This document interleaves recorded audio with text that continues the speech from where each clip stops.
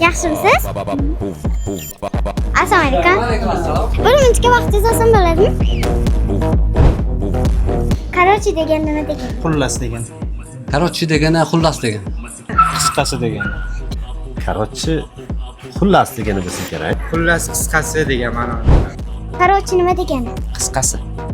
Keyingi savolimiz razvedka degan nima degani? Razvedka. Shuni bilmas ekanman. Razvedka? Razvedka.